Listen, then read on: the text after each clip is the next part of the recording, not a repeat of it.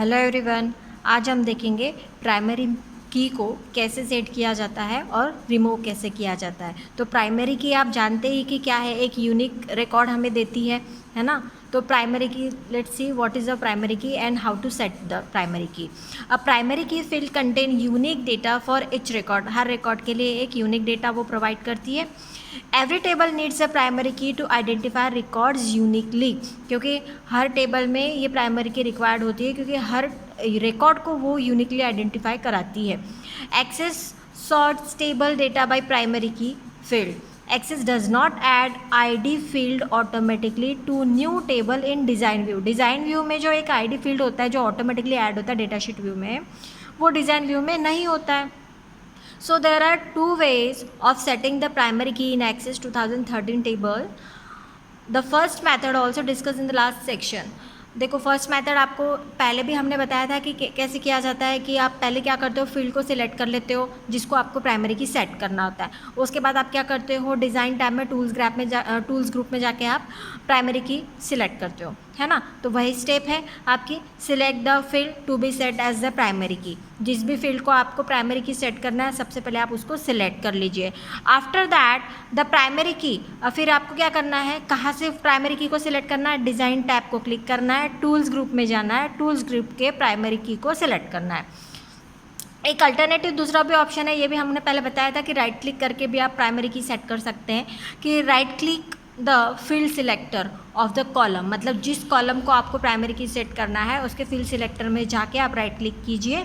और right click करने के बाद में आपके सामने एक कॉन्टेक्स्ट मेनू या पॉपअप मेनू आता है, ये इस तरीके का। तो यहाँ पे जाके आप प्राइमरी की सेट कर सकते हैं। तो उसको सिलेक्ट करना है, आपको प्राइमरी की सिलेक्ट करना है ना। सिलेक्ट द प्राइमरी की from the context menu.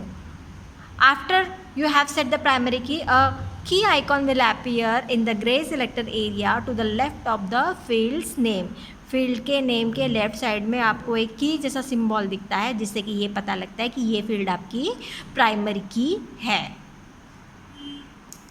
Primary की सेट करने के बाद में रिमूव कैसे करना है वो देखेंगे, रिमूविंग द प्राइमरी की।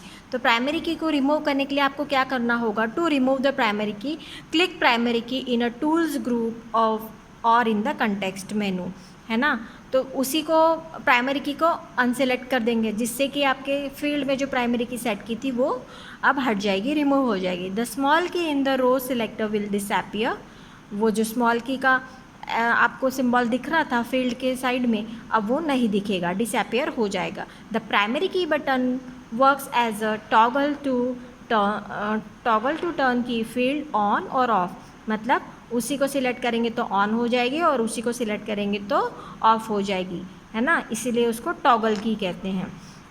उसके बाद में एडिंग अ लुकअप फील्ड। अब लुकअप फील्ड क्या होता है, लुकअप फील्ड का मतलब है कि कोई फील्ड आपके टेबल में ऐसी है जिसमें लिस्ट ऑफ आइटम्स है और आप उन्हीं आइटम्स को बार बार सिलेक्ट करके उस फील्ड में सेट करेंगे। तो ये आपके डिज़ायर, आपके इच्छा के अनुसार आपकी ये लिस्ट होती है और उन्हीं लिस्ट में से आइटम को आपको ऐड करना होता है उस फील्ड में। तो इसको कहते हैं लुकअप फील्ड, है ना। तो इसके लिए एक अलग डेटा टाइप लेना पड़ता है जिसको हम कहते हैं lookup field.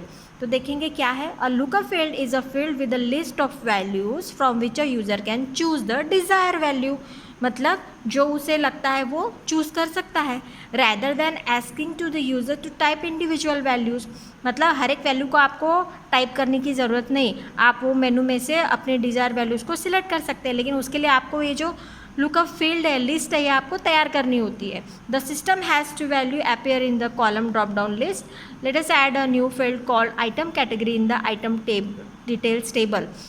Item details table में एक नई कैटेगरी ऐड करनी होगी आपको, item category whose data type will be set to the lookup field, जिसकी डेटा टाइप हमको लुकअप फील्ड सेट करनी है ना। तो सबसे पहले ये एक ऑप्शन दिया है कि आप अगर डेटा शीट व्यू में है तो आपको कैसे करना है। तो डेटा शीट व्यू के लिए आपको क्या करना होगा, if you are adding the field in the data sheet view, first click the field header. आप फील्ड हेडर को आपको सिलेक्ट करना है and select the lookup and relationship from the drop down list that appear. फिर उसमें से आपको lookup and relationship आपको सिलेक्ट करना है, या फिर आपको क्या करना है, इन द ऐड और delete group on the field tab click the more fields button, a drop down menu appear and basic data type section click the lookup and relationship, ठीक है।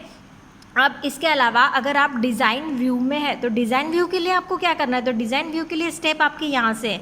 अगर आप डिज़ाइन व्यू में है तो in the design view click the drop down menu arrow in the data type cell next to the field item category. मतलब आपने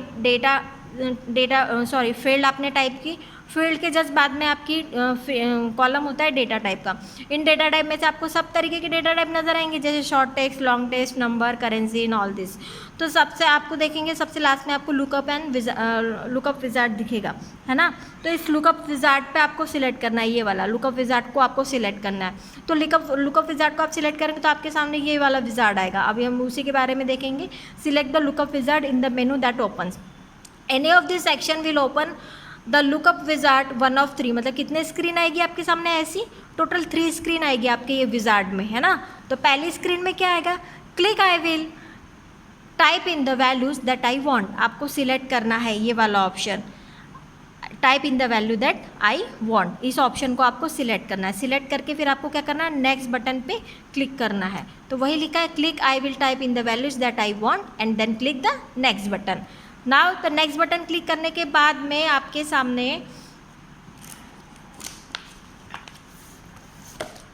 सामने ये वाला स्क्रीन आएगा, है ना। ये वाले स्क्रीन में देखिए क्या है, यहाँ पर आपको दिख रहा होगा नंबर ऑफ कॉलम यहाँ पे 1 डालना होगा और यहाँ पे कॉलम में आपके वैल्यूज़ डालने होंगे, है ना। तो वही पॉइंट में लिखा है यहाँ पर देखिए